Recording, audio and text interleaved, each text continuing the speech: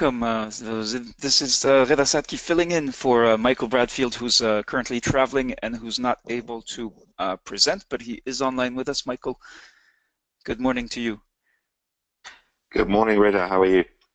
All right, I'm fine. If I understand correctly, you are able to speak, just not show the slides, right? Yes, that's correct. Okay. Anyway, the presentation is very short, and this will this is likely to be a short but to the point session. We had, as a reminder, let me see.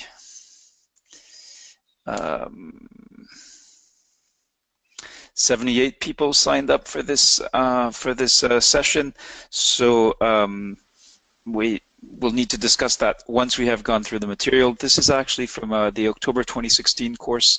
There have been obviously some pretty extreme climate events throughout the world and hitting a number of countries. Last year was Hurricane Matthew, and we had somebody whose level of motivation was so high that they actually wrote us first to tell us what they were doing together with their country's national society for the response to this to the damage and the consequences of this hurricane, and then to reaffirm their commitment to completing their case studies. So for those of you, if you haven't finished and you're listening or viewing this,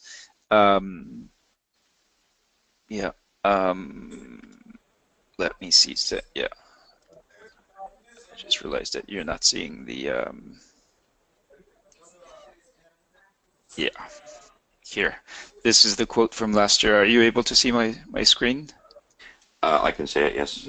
Okay, great. Yes. Yeah. Okay. Yeah. So this is a quote from one of the participants last year in the face of a hurricane. As we have received from the Dutch. From some of the Dutch participants who are going to St. Martin as one of the teams there. We haven't heard from any U.S. Or Mexican counterparts, but anyway, this is very much part of the course. We have gotten some messages, and I saw Michael responding, reaffirming our support, obviously, for anybody who is deployed, and flexibility with respect to the deadlines for the commitments should a participant decide to nevertheless stick to it. All right, so basically we just want to check in where we are with the where you should be as of Wednesday of week 2 of this exercise, and then what happens if you miss the Friday deadline. Of course, we don't want you to miss it. We want you to submit on time, but just to be clear about what the consequences are. So here is the checklist. First of all, we want to make sure you review the updates from the course team, and you should have, of course, by now gotten into the habit of checking. Usually there's one update at each day. We don't want to overwhelm you, and each update, we carefully thought it through. Michael, in fact, reviewed the entire set of updates that make up the course, and let me just mute. Yeah, and so do take the time to read them. There's a lot of little blue links that tend to contain important information, and of course there are the videos that tend to that are intended to help you think through your case study and how to write it up. So by now you should have something in Creator. You should have at least parts 1 and 2 of your case study. Part 1 is simply you tell us about yourself, your environment, your community, your organization, your team. What do we need to know in order to be able to understand the incident? So this is not telling us your life story. This is being very specific. What actually matters in order to correctly understand the incident. Part 2 is where you describe the incident. So if you did the day 1 update in the first week, you can copy and paste to get started, but there are some additional questions there. And then really what you should be looking at now is thinking about the analysis. So what does this mean? Why does this matter? Why did you choose the incident? What are the consequences? What does this change to be confronted with this kind of incident? And of course, what can you do to improve preparedness and response in the future? So this is where you should be. Of course, if you have an entire case study, then really I have some suggestions for you as to how you can review it and really be asking, is it ready for submission? And of course, by Friday, we expect you to finally click on this submit for review button that I told you explicitly not to click until your case study is ready. So what happens if you miss the deadline is that this is really the halfway mark to the exercise, and really, if you miss, if you do not submit, or I should say, until you submit your case study, you will not be able to progress further with the exercise. So basically, in order for everyone to be on the same footing, on the same page, everyone who's going to be, you're going to be asked to review and give your advice and your thoughts on the projects, the case studies developed by other participants in the course. In order to do that, we consider it fair that you first finish yours before you start looking at the works of others. So that's why we have this condition set up. We also find that people who don't complete their case studies typically don't do reviews either, and drop out of the course. So we do need, now you do have a commitment to your colleagues. Once you've submitted your case study, they're dependent on you for feedback. There is no instructor in this course who's going to review your case study and give you feedback. It is other people like you, other practitioners who are going to be looking at your work and giving you their thoughts, their constructive suggestions, and we do have some guidelines on how to do that. And again, who are going to be giving you and expecting to receive feedback. So if you do not complete peer reviews next week, you're going to be penalizing your colleagues and yourself. So first, if you don't submit the case study, well, basically the exercise ends here. You're welcome to stay on. There's some other activities, but we really want to encourage you. It's not that difficult. The case study can be 3 paragraphs, one for each part. The important thing is to share that experience that you have of having been confronted with an incident of intentional violence or the threat of intentional violence.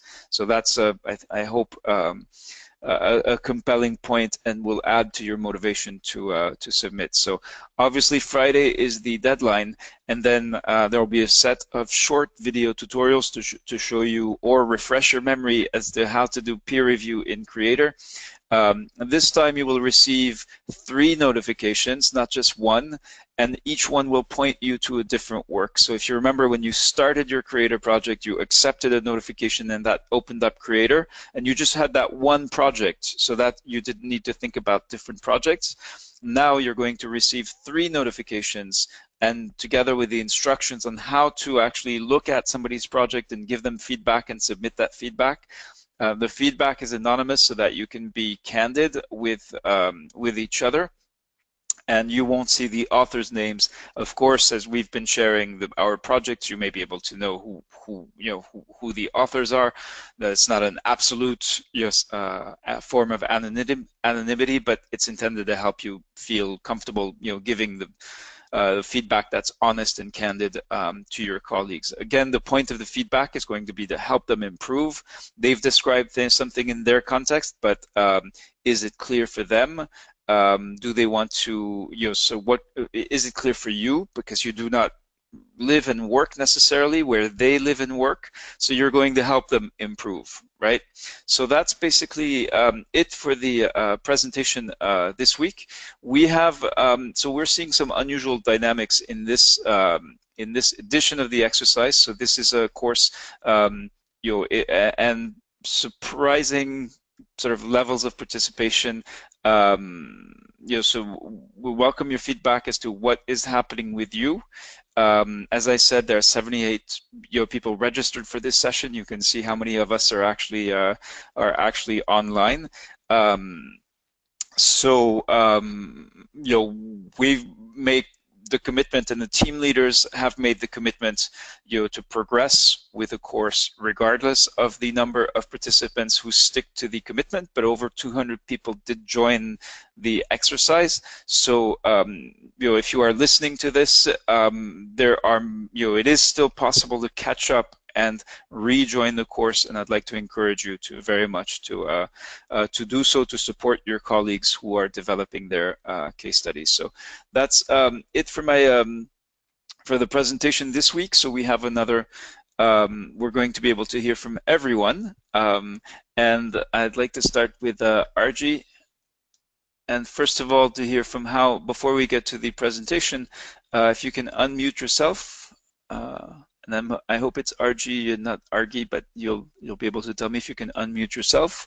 Love to hear from you and just hear your voice and hear how you're doing with the exercise before we ask you to present your case study. How are you doing, RG?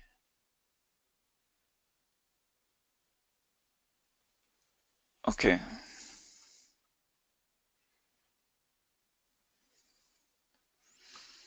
Okay, RG doesn't seem to be able to, so you need to unmute your microphone. It looks like you're muted, so let's go to Lila. Are you able to? Good morning. Yes, good morning. Yeah. So Lila, how are you doing with the exercise? Where are you at with your creator project? Do you have any? Can you update us on how you're doing? Finished part 1 and part 2, and I'm in the middle of part 3. It's going along quite well. Okay, great. And do you have feedback from any other MDA colleagues or other participants in the course as to what is, how they're doing and the issues or problems they might be encountering? I'm in contact with Uzi, and he's working on his project, and he's well experienced. So I'm trusting that he's okay. And, we are all in the middle of our study, all of our head inside of this work. Yeah. So trying to do it among other things. Right. Work and volunteering, it's not so easy, but we're on it. Yeah. That definitely understand that. We realize you all have full-time commitments. We've seen some very impressive cohorts where people have been able to to do their to do the work despite these challenges. So we want to make sure we support. Yes, we are supporting you. Would you feel comfortable sharing showing us your project and sort of taking us around, yes, and telling us about your work and maybe any pending questions you have, or yes. Should I just share? Just tell you what I write. Well, if would you be okay if showing your creator project, because we can actually pull it up on screen and as a work in progress, understanding that you're still working on it. Yeah, you can. If you want to show it, you can do it. Okay. All right. I'm gonna pull it up. So let's see. And of course, as you know, this is your creator project is private, and only the course team can see it. We will be providing feedback on these works in progress. So this is your work, I believe, and so you do have part 1 and part 2. And so I am going to start the timer, and if you could summarize, tell us about your case study, and with a focus on if you can briefly summarize who you are, the first 2 parts, and then tell us what you're thinking in terms of what you're thinking about in terms of what does this mean for me, my team, my organization, my community. Okay. So in short, about me, I'm Lilach. I'm 40 years old. I'm from Israel. I'm a mother of 3. I work in computers, and I volunteer in Madda Magen David Adom for 4 years now. I volunteer once a week, and it's very nice. I really love it. And in my case study, we were in a shopping mall, and there was an offender, a person with a knife, who attacked the security guard in the entrance. In Israel, when you want to enter a public place, you have to go through a security check, because we are struggling with a lot of offenders that do these things, unexpectedly against civilians. So this is a custom thing in Israel. And in this case, this person attacked the security guard, and we were first on the scene. In Madda, we have a very strict security protocol. which means that we need to enter a scene with only when the police is attended, and we have a bulletproof vest on every ambulance and helmets. So we provided all the security things that they can, and we don't allow any teen volunteers to attend an event like this. So we review the protocol before entering the scenery, and when we got there, every time you go through this a kind of case like this, there's a lot of mayhem, there's a lot of noise, a lot of people, everyone is upset, and it's really, really hard to understand who is the attacker, who is the person who got hurt, who to attend to. So you need to be very focused and understand the scenery, understand the people involved, and give first aid attention to who's in need.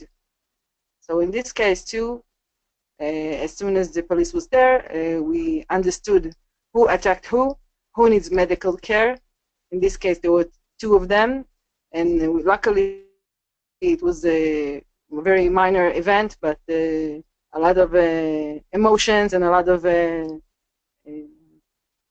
don't know how to call it, mayhem, more or less. So even moral support and attention to the people around that was hurt in a mental way, not physical way, is the first aid that we give. And that's it, more or less. The third part that I didn't have the time to work on. Hope to do it till the end of the week. Okay, thank you very much. So let me show you if these haven't been posted yet for the analysis. Have you looked at the guidance and the questions in the rubric? For the analysis, no. Okay, so just I'll show you the. Let me see. So I'm scrolling down here through the. Yeah, so you'll find, so it's actually already in the community. I was looking in the, yes. So the questions, the kinds of questions. So this is not just for part 3 are here. You can see a little video where Fred will help you think through why it happened and what it means. And then here, it's a big question why it happens. Yes. Very big question. Yes. I don't want to get inside the Israel-Palestine conflict and to say my opinion. I don't think it's relevant to my medical training. No, it's but really hard for me, it's hard to answer this question.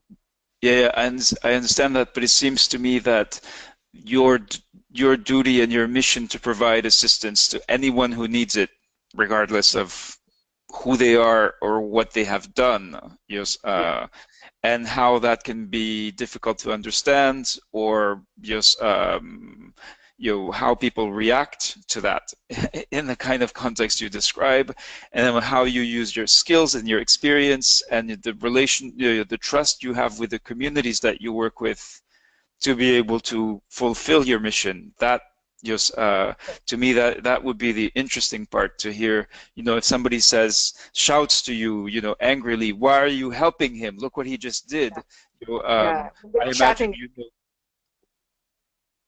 I imagine that you as an individual are prepared to respond to that question, but also your team and your organization. So how, what is that, can you tell us, what do you have as tools and experience and expertise to be able to to affirm, we will do our duty, which is to provide, emergency assistance to anybody who needs it, regardless of the circumstances.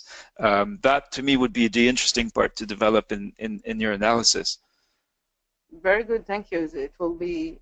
This is quite helpful, because I think the answer for this question is compassion. Compassion comes to everyone. I don't care who did what. I have compassion. I have the skills to help, so I'll do it. Yeah, great. And we'll be sharing some of the case studies from previous exercises. There's one that comes to mind. Unfortunately, Hannah couldn't join this session, but one person in the Arabic cohort in October 2016, again, his case study was someone who was wearing a suicide vest came up to him, tried to detonate it. The detonation failed. He was then, brutalized by the security people there, and this volunteer from the National Society actually, sort of interposed himself in order to provide assistance to the person who just tried to, to attack him. Yeah. So I'm hoping we'll be able to share some of those. But again, step one, and as part of the ambulance crew, is really share your story, and then we'll be doing a lot more sharing together, including the experiences of the past. So thank you very much, Lilach, for that. Looks like your work is progressing well, and I hope it will inspire and encourage others who may not be as far ahead as you are. Great, thank you. All right, let's go to Seth. Are there any questions for Lilach before we progress? And yes, Uzi, when I say I save the best for last, but yes, let's hear from Seth. Are you able to unmute yourself, Seth?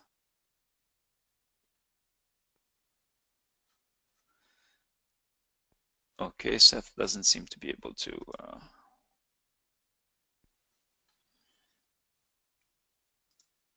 Okay, all right. So Seth, let's see. Let me just check how you are doing. I can quickly check in Creator to see what you have in your case study so far, and maybe give you some feedback, even if you're not able to speak to us. All right. So we do have. So of course the course team is able to see how you're doing, and we do this to support you. Seth, it seems that you may not be a member of the community. Can you confirm that you're actually in the community? Oh, no, okay, you must have joined late. So what I've done is I've just added you, and you're going to receive your notification for your Creator project now. And what I would like to ask you to do, because you haven't, have you started, can you tell me if you've started your project in Creator somehow? Because some people do that without the notification.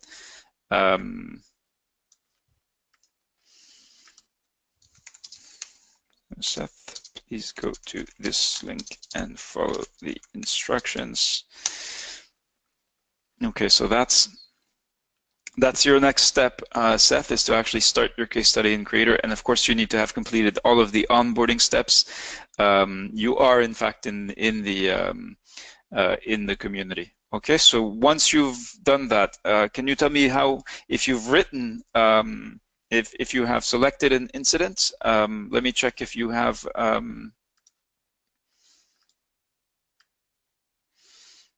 Did you post a day one update? Let's see if we can find you before we go to Uzi. We want to make sure if you're joining this session, it means you have a commitment, you're interested in the course and are willing to do something. So whatever is preventing you from, okay, you posted your update, yes. Okay, so why can't I find it? All right, let me see if we can find you here. Okay, you may have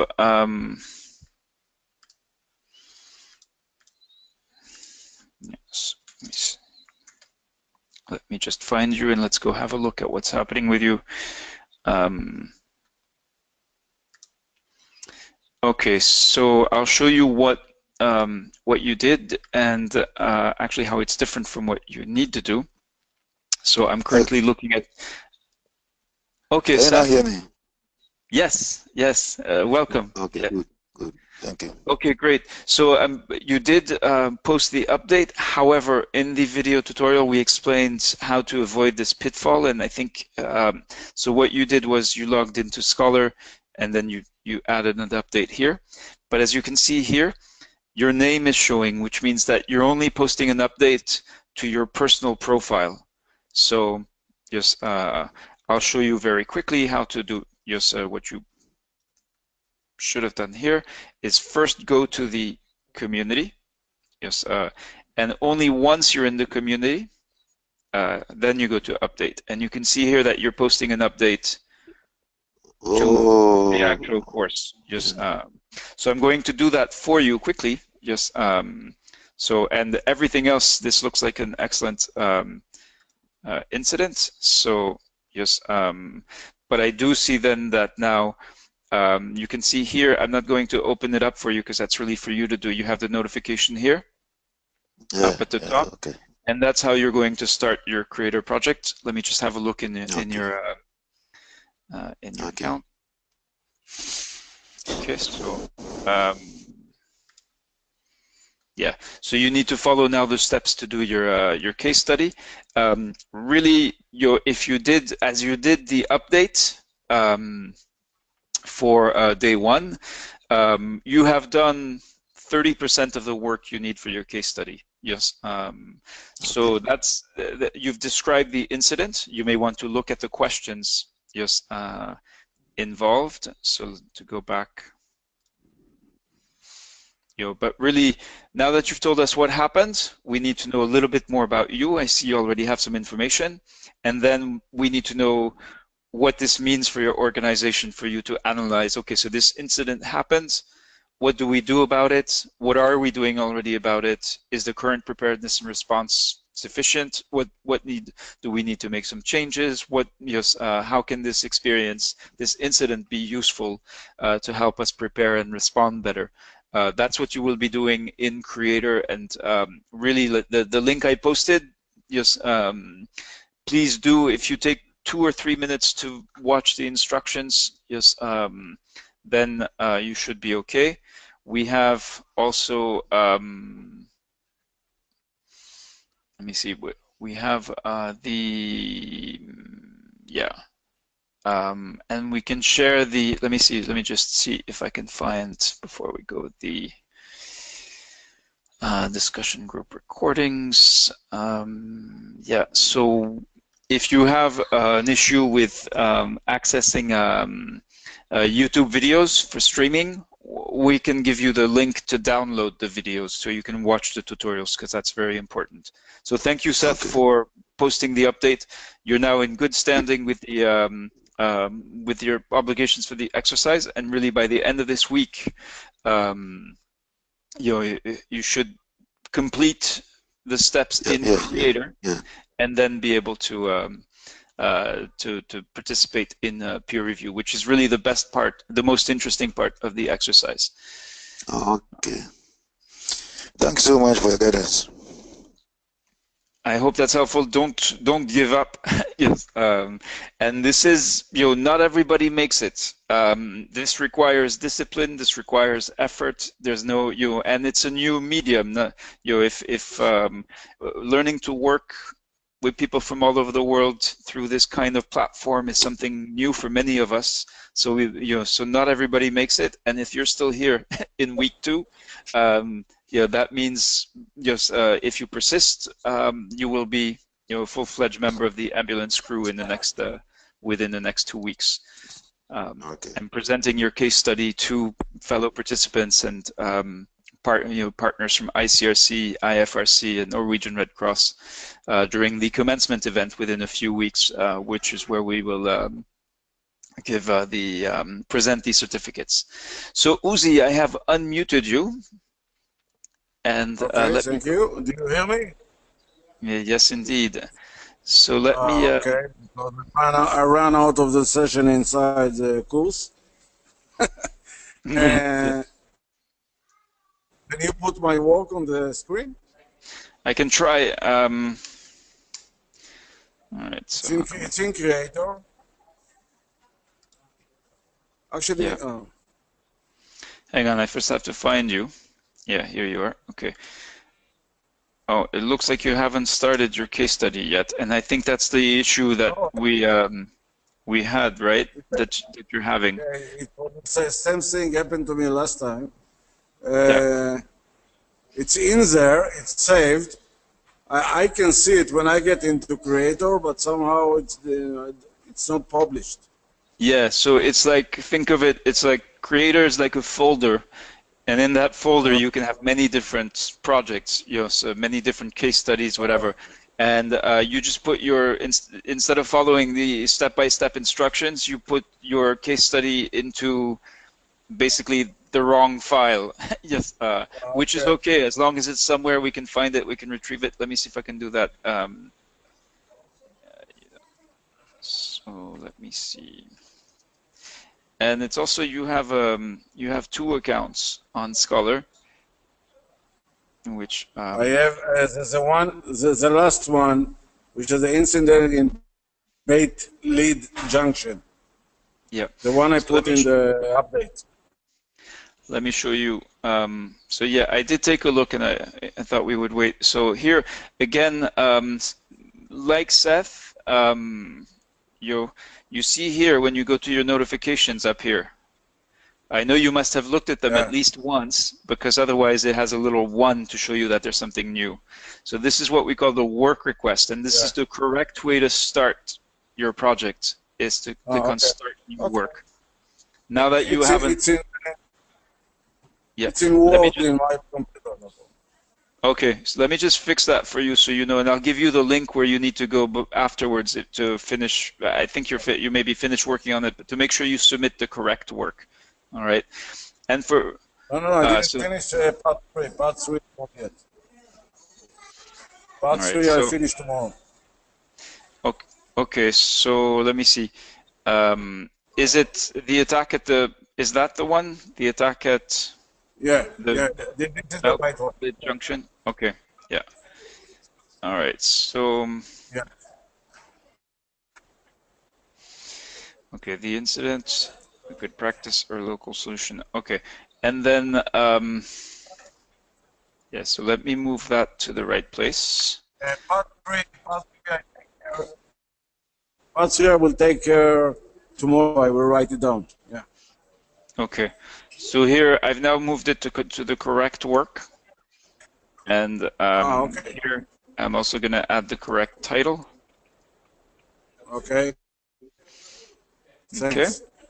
And now the last thing I want to do is, let me just put this, yeah.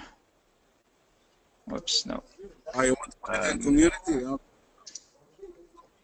Just to say this is the correct one, okay?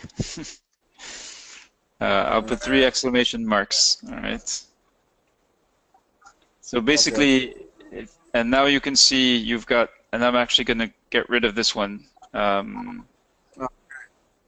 Okay. You have to remember, Reda, I'm the oldest guy here, so give me a chance. Please go to, yeah, that's, all right, so we here. Okay.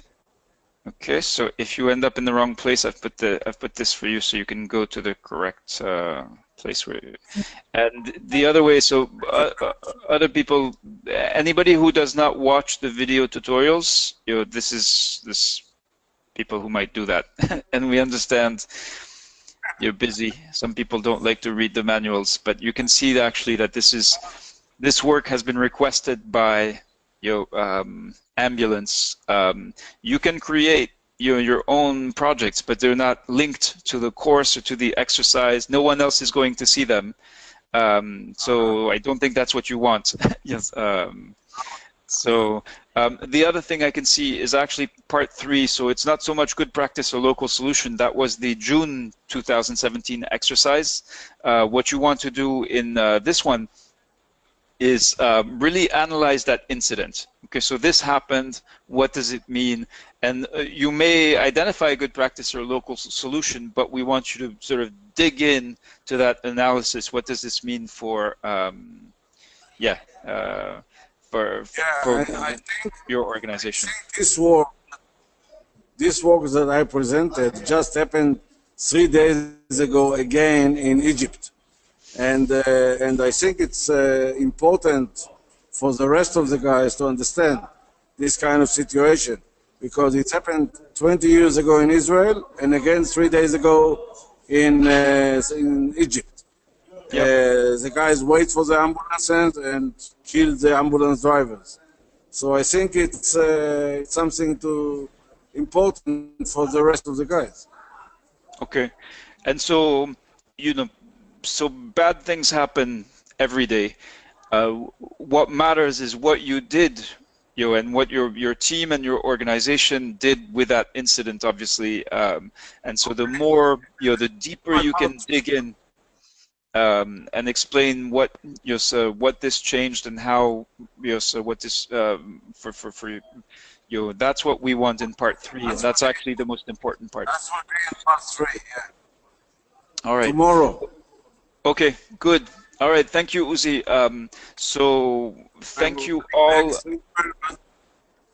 for these presentations. Michael, I'd love to hear your reflections if you're able to speak at this point. Your reflections, your thoughts, and your guidance for participants working on their creator projects to close this session. Yes, thank you, Reda, and thank you for everyone who's joined us this morning and for sharing your insights and your case studies. It's great to see everybody progressing so well. I think the key thing I would say about the case studies is that part 3 is very important, the analysis part, and we don't want them to be purely descriptive. So we do want some criticality, some evaluation or assessment, these kind of higher order educational kind of learning skills. And so we would like you to reflect on the incident, but really think about the threat of violence to you as a pre-hospital provider, as a rescuer.